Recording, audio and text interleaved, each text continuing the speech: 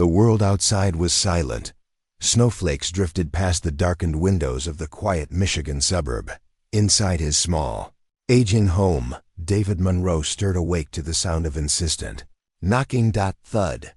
Thud. Thud. He glanced at the clock. Midnight. His heart tightened. No one visited at this hour, not for good news. He pulled on his robe and shuffled to the door. The cold air seeped through the frame as he opened it. The porch light flickered overhead.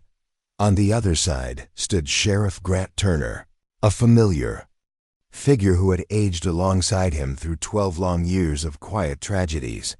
But tonight, the sheriff's face was different. Pale, strained, eyes heavy with something unsaid. "Mr. Monroe," he said, his voice low and steady. "I need you to come with me." David blinked, trying to shake off the fog of sleep. "Is it about Tyler?" His voice was hoarse. Dry. "Is it finally about my boy?" Sheriff Turner hesitated, and in that hesitation, the weight of 12 years pressed down. "We may have found him," the sheriff said. "But I need you to see for yourself." David's breath caught. His legs weakened, gripping the edge of the doorframe to steady himself. For 12 years, hope had been a dangerous thing. It had lifted him only to let him crash. Again and again. Now, without warning, it stood at his door. He grabbed his coat.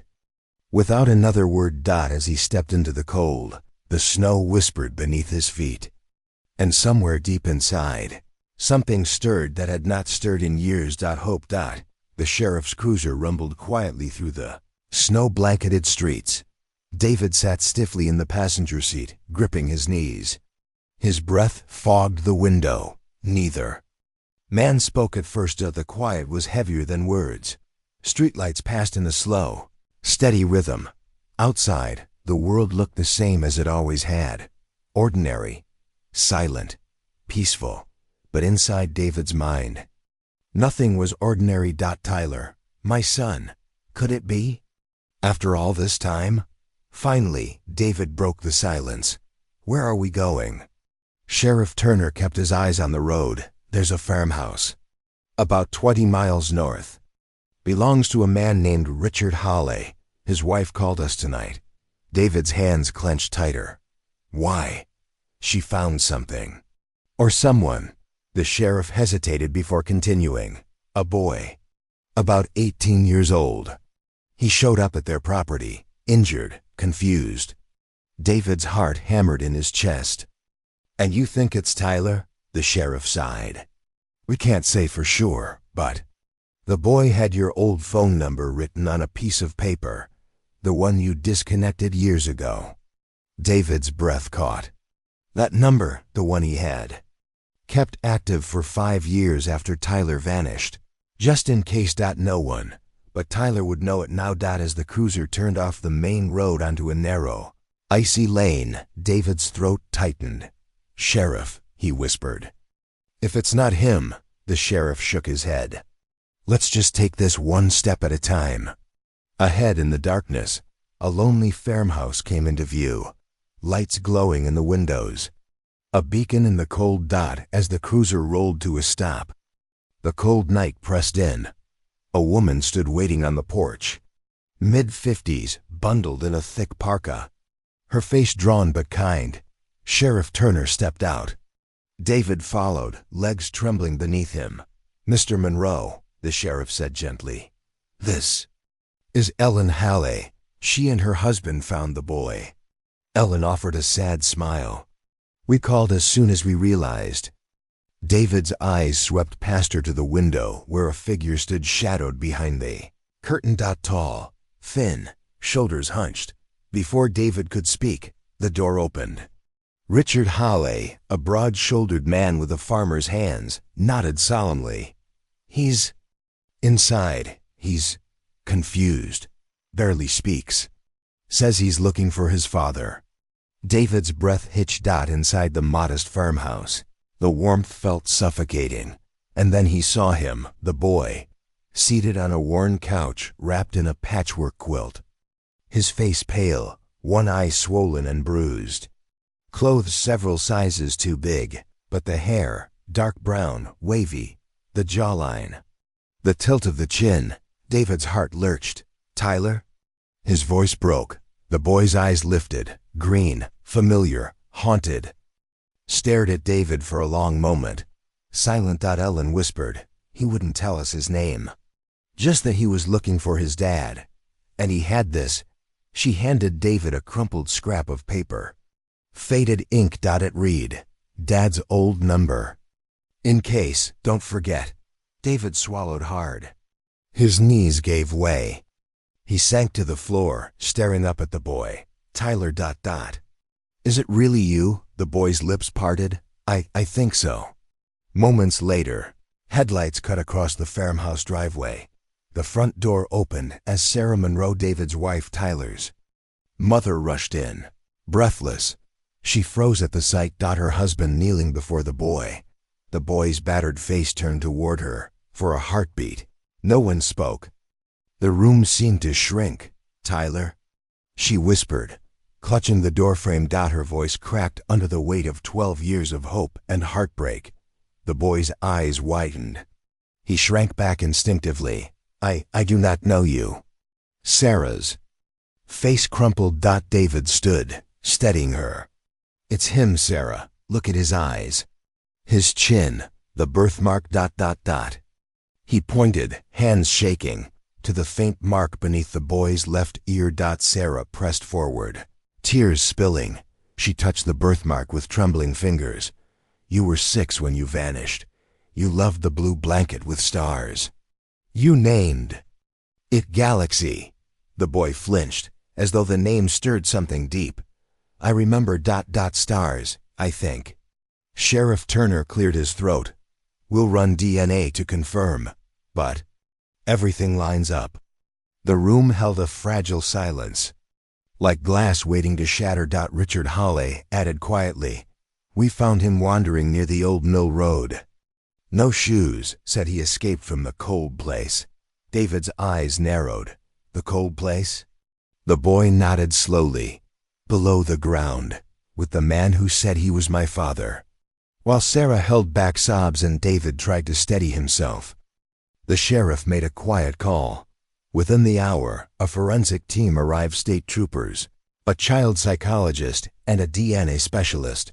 The boy, who barely responded to the name Tyler, was seated gently at the kitchen table, a blanket wrapped around him. Cocoa placed in front of him, untouched. Dr. Evelyn Carter, a calm, middle-aged child psychologist, sat across from him. Tyler, can you tell us more about the cold place? She asked softly. The boy's fingers tightened around the blanket. It was under the ground. No windows, cold all the time. Metal walls.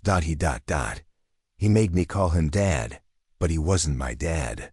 Tears welled up but did not fall. He said if I went outside, monsters would take me, so I stayed.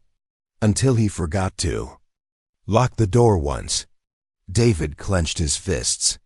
Sarah buried her face in her hands. The forensics expert, Agent Lowell, whispered to Sheriff Turner, this matches the profile of several suspected long-term abduction bunkers we've been tracking in this region. But he's alive, Turner replied, almost in disbelief. After 12 years, Agent Lowell nodded gravely. Which raises a terrifying question. Where are the others? The boy's gaze flicked up. There are others, 3, in other cold places. By morning, the house was a controlled chaos. Forensic techs dusted the boy's tattered clothing for fibers and hair. Agent Lowell had already sent saliva and hair samples to the state lab overnight. David and Sarah sat in tense silence in the living room. Neither dared speak the question. In their minds, what if it was not him? At 10:14 a.m., the doorbell rang. Sheriff Turner entered with Dr. Evelyn and Agent Lowell behind him. David stood up immediately. Is he? Agent Lowell held up a file. We have preliminary DNA results. A long pause. It's a 99.9% match to Tyler Monroe. Sarah gasped. Tears flooded her eyes. David sank onto the couch, burying his face in his hands. But Agent Lowell's face did not match their relief. There is ... something else. He opened the folder again. The DNA confirms he is your biological child. But there are genetic markers abnormal. Mutations we often see in long-term confinement cases. Malnutrition, environmental exposure. Likely held underground or in an area with poor air quality for many years. Sheriff Turner added quietly, the boy's fingerprints match Tyler's preschool records. It's him. Sarah reached for David's hand. We have our boy back. But the psychologist, Dr. Evelyn, leaned forward, her brow furrowed. I need to caution you both. His mind has been conditioned deeply. He will remember you in fragments. But he may also resist. Whoever held him did more than imprison him.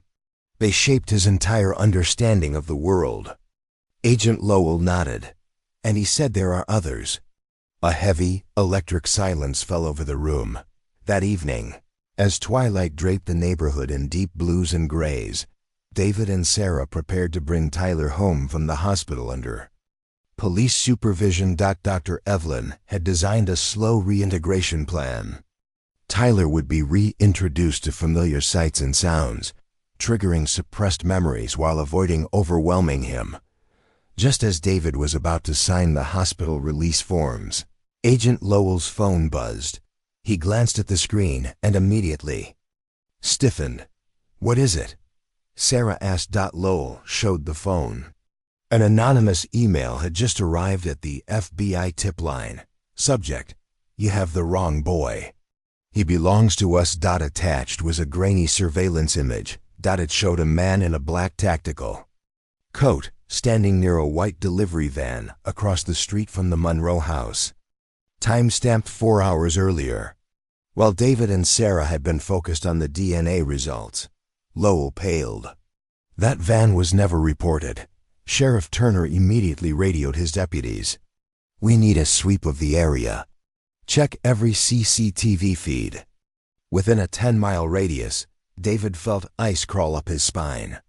They've been watching us. Watching him. Lowell nodded grimly.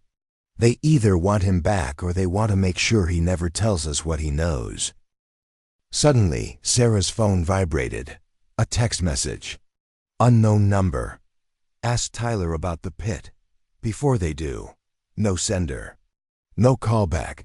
Sarah's hand shook as she read it aloud. Tyler, still quiet and withdrawn nearby, froze when he heard the words. His lips trembled. The pit, he whispered. His voice was small, fragile. I was never supposed to talk about it. Everyone went silent. Lowell knelt by Tyler's chair. What is the pit, son? Tears pooled in Tyler's eyes. It's where they kept the ones who disobeyed. The room fell into a heavy silence. The pit, Tyler repeated, his voice barely audible. That is where they put the ones who tried to run away. The ones who asked too many questions. David, Sarah, and the agents exchanged tense glances. Dr. Evelyn knelt gently by Tyler's side. Can you tell us where the pit was? Tyler shook his head slowly. We were blindfolded when they took us there. We had to crawl through tunnels. Tunnels? Agent Lowell leaned in. Underground? Tyler nodded. It was cold, wet. There were lots of other kids. But only at night. During the day, they took us out for training. The adults froze. Training? David asked cautiously. Tyler's breathing quickened. They called it conditioning. They made us memorize symbols, numbers. They taught us to fight, to hide, to forget our old lives. Sarah covered her mouth, tears welling in her eyes. Then Tyler said something that sent a chill through everyone. They told us our parents gave us away. That the world outside didn't want us anymore. David clenched his fists. That was a lie. We never stopped searching for you. Tyler nodded slowly. I know now, but back then ... I believed them. He reached into his hospital bag and pulled out a small, dirty notebook, the only item he had clutched when the police found him. I hid this from them, he whispered. Lowell took the notebook. carefully and flipped it open. Inside were childlike drawings. At first glance, they looked like random scribbles. But then they noticed a series of connected boxes and arrows, labeled with symbols and strange codes. A map. Tyler pointed. That's the tunnel system. We used it to escape. Lowell's eyes widened. These could be coordinates, locations. Just then, Deputy Ramirez radioed in. We found tire tracks matching the van's pattern. They lead into the state forest. There's an old decommissioned military facility back there. Some locals say it's been used for off-the-books experiments. Everyone looked at each other. Lowell stood. We may have just found the pit. Tyler grabbed his father's hand. You can't go there. They will know. David squeezed his son's hand. We have to stop them. We won't let any more children suffer.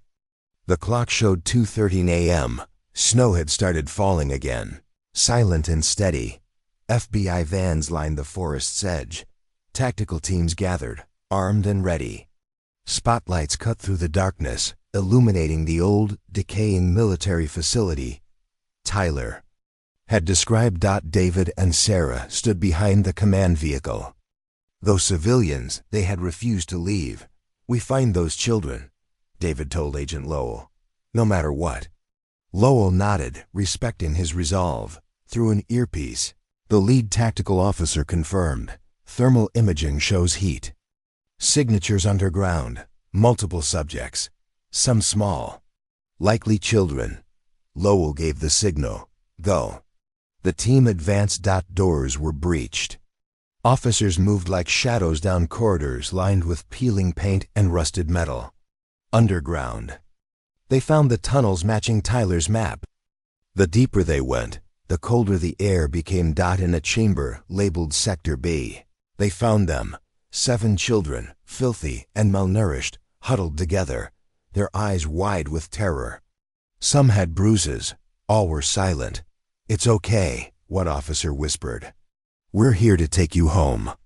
As the children were escorted out, a second team found a makeshift control room. Maps, files, a computer system filled with encrypted records. Lowell began downloading the data when a sudden, chilling sound echoed through the halls. Gunfire. The team spun around. A figure appeared at the end of the corridor. Dressed in civilian clothes, but wearing a tactical headset and a sidearm. It was Deputy Ramirez. David's heart sank. Lowell's eyes narrowed. Ramirez, what are you doing? The deputy's face was cold. You should have stayed away. This was never meant to go public. Before anyone could react, Ramirez raised his weapon, but a sharp crack sounded. Tyler stood behind the team, holding a fallen officer's radio. I told you they'd know. Ramirez hesitated, just long enough for Lowell to signal his men. 2 sharp shots. Ramirez went down. Silence fell. Lowell turned to his team. Clear the rest of the tunnels. Check for more survivors. David rushed to Tyler, pulling him into a fierce embrace. You were right, but it's over now. Tyler looked up at him, his eyes haunted but determined. No, Dad, it's not over. Ramirez wasn't the leader. As the children were led into, ambulances and agents secured the perimeter. A heavy, uneasy calm settled over the scene. David, Sarah, and Tyler sat in the back of an FBI vehicle wrapped in blankets. Tyler's eyes never stopped scanning the shadows. Agent Lowell approached, his face grim. We ran the computer files, he said quietly. They reference coded shipments, ... and a name. Someone called Director Vale. David frowned. Never heard of him, Lowell nodded. Neither had we. Until we checked internal records. He handed David a photograph. The blood drained from David's face. It was Sheriff Alan Crowley, the same man who, 12 years ago, had led the original investigation into Tyler's disappearance. The same man who had delivered the no hope verdict. The same man who had comforted their family when others moved on. Sarah gasped. He was at our house the night Tyler went missing. Lowell's voice was low. He still runs the sheriff's department. And he's been obstructing our investigation for weeks.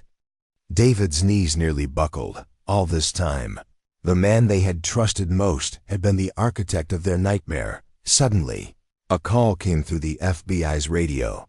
Agent Lowell, Sheriff Crowley's vehicle, just left his residence headed east. He's not responding to calls. Lowell's jaw clenched. He's running. Before anyone could move, a deep explosion rumbled in the distance. The facility's east wing, where the files had been kept, erupted into flames. Lowell shouted into his radio, "Fire crews to the site. Crowley's destroying the evidence." Tyler stood, fists clenched. No, he's trying to cover his trail. And he'll come for the children next. David grabbed Lowell's arm. "We cannot let him disappear. You have to stop him now."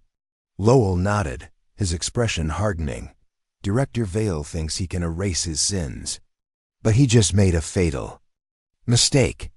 He turned to his team. "Lock down every road east of here. Check airports. Check bus terminals. I want him in custody by sunrise." As agents dispersed into the night, David whispered to Sarah and Tyler, "He stole 12 years from us. But he's not taking another hour." By morning, Maple Falls was no longer a quiet town. Helicopters hovered over the forest facility, now cordoned off with police tape and federal barricades. News vans from Detroit and Chicago had descended on the scene. Headlines screamed, "Child trafficking ring busted in small-town Michigan. Local sheriff named as prime suspect." The townspeople gathered in stunned silence at the courthouse steps, staring at the televisions and journalists delivering the breaking news. Mrs. Alder, the elderly neighbor who had brought David food during the worst years, stood clutching a photo of Tyler from the old missing posters. I trusted Sheriff Crowley," she whispered to no one in particular. "We all did." Parents clutched their children tighter. Some wept. Some were angry, but all now understood why so many missing children's cases had gone cold without answers. Meanwhile, Sheriff Crowley, Director Vale, was driving east at dangerous speeds. Sweat beaded his forehead. His plan had unraveled faster than he thought possible. In the passenger seat sat a laptop. On it, a live security feed showed the facility's east wing engulfed in flames, destroying the last paper trail. But his greatest concern was not the FBI. It was the syndicate. The same powerful group that had funded his secret operations for years. A group that expected perfection, no witnesses, no media attention. Now the entire country knew. His burner phone buzzed. A single message: "You failed. Cut loose. Terminated." Crowley's stomach lurched. He was no longer just running from the law. He was running from a death sentence. His eyes darted to the GPS. There was only one option left. A private airstrip 50 miles away. An old contact owed him a favor. A plane could get him to the Canadian wilderness. Once there, he would vanish. As he floored the gas pedal, a shadow crossed his mind, the face of Tyler Monroe. "That boy ruined everything," he muttered, "but I can still fix this." As dawn broke, David stood beside the burned remains of the East Wing. Tyler sat quietly next to him, wrapped in a thermal blanket provided by the FBI. The agents had confirmed it. DNA testing. Unmistakable. The boy he rescued was his son.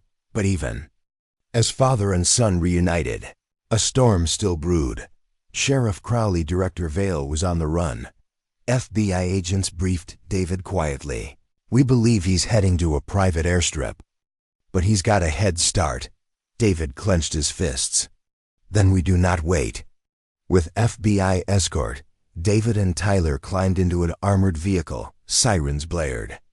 Tires screamed on icy roads. They raced toward the airstrip. Tyler's small voice broke the silence.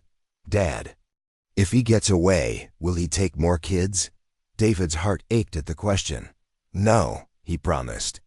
"We stop him today." As the plane came into view at the remote airstrip, they saw Crowley already boarding. FBI agents leapt from their vehicles. "Federal agents, freeze!" But Crowley had a new hostage. A young girl, no more than 8 years old, clutched in his grip with a pistol pressed to her temple. "Stay back or she dies." He roared. The crowd froze, except for David. David stepped forward, raising his empty hands. "Crowley, you already destroyed one family, not another." Crowley's eyes burned with desperation. "You do not understand what I built. Order from chaos, purpose. The world needs control. The world needs fathers who protect their children." David interrupted firmly, "Not men who steal them." As Crowley hesitated, Tyler, brave beyond his years, spoke up. "You lied to all of us. You can't scare me anymore." The girl whimpered but did not resist. David took another step. "You have lost everything. You can either surrender, or I will stop you myself." Crowley's hand trembled. For a moment, it seemed he might fire. A single FBI sniper, hidden in the tree line, took the shot. One precise bullet. Crowley collapsed, his grip loosening. The girl ran to safety. As agents secured the scene, Tyler ran into his father's arms. "I was brave like you, Dad," he whispered. David hugged him tightly. "No, son. You were braver." Tears filled David's eyes as he finally held the child he thought he had lost forever. The FBI director approached. "You both saved more lives than you know. Crowley's files are being decoded. Dozens, maybe hundreds of children will be found." David nodded, his gaze steady. "This ends today." As the sun rose over Maple Falls, David and Tyler walked away from the airstrip together. A father's love had defied fear, power, and darkness. The final narration spoke to the audience. When justice falters, when power corrupts, it is the courage of ordinary people, parents, neighbors, the forgotten, that brings evil to its knees. Never stop searching. Never stop fighting. Because somewhere, someone still waits to be found.